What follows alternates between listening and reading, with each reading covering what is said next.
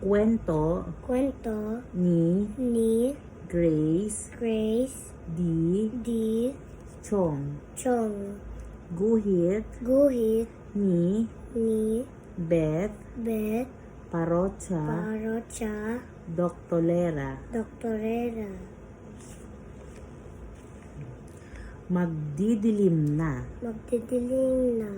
Ngunit hindi pa rin lumalabas si Teo mula sa luma at sirang kubo. Sumilip siya sa isang butas at nakitang palubog na ang araw sa likod ng bundok. Ayusin mo sa buong maghapon na pala siya sa loob ng kubo. Naku, darating na ang tatay niya mula sa bukid. Paano ito? Hindi pa niya nagagawa ang utos ng tatay niya. Teo, tinawag siya ni tatay Ador kaninang umaga. Kausap ko lang ang amo ko sa States. Pwede ko na raw sirain ang kubo sa likuran at sunugin ang mga laman niyon. Wala na rin lang daw silbi ang mga yon. Yehey! Hiyaw ni Teo. Ngayon, pwede ka nang mag-usyoso sa loob ng kubo. Tumatawang sinabi ng kanyang tatay. Yippee! Nagtatalon si Teo. Pero dagdag ni tatay Ador. May ipapagawa ako sa'yo. Kailangang ilabas mo ang lahat ng laman niyan at susunugin ko pagdating ko. Opo, tay. Sagot ni Teo. Noon pa man ay kating-kate si Teo na malaman kung anong nasa loob ng kubong sawali. Ano kayang nandun? Tay. Madalas niyang itinatanong. Hindi ko alam, anak. Laging sagot sa kanya.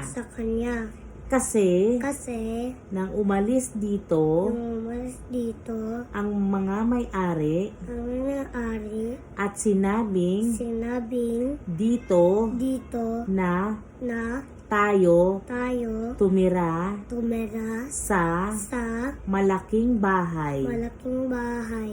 Nangako Nanako akong ako aalagaan alagaan ko ko ito ito ng para na na ring ring akin akin at at nangako nako akong ako hindi ko gagalawin gagalawin ang ang mga mana iniiwan nilang gamit. Tay, sisilipin sisilipin ko lang. kulang Pwede, pwede hirit ni Teo. irit ni Teo. Hindi anak, Hindi anak kasi hindi atin yun. kasi din atin yun.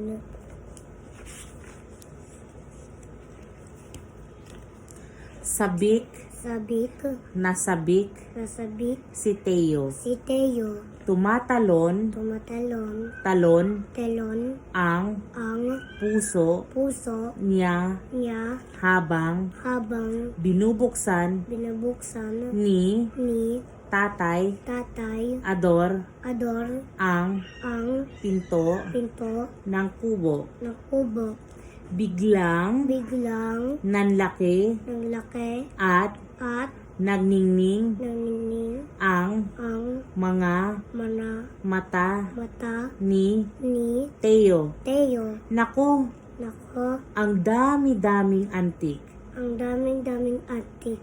Mahilig si Teong maglaro Maghilig si Teo maglaro ng Holland. ng holeng, Umakyat umakyat, ng mga mana, puno puno, at at magbisikleta bisikleta.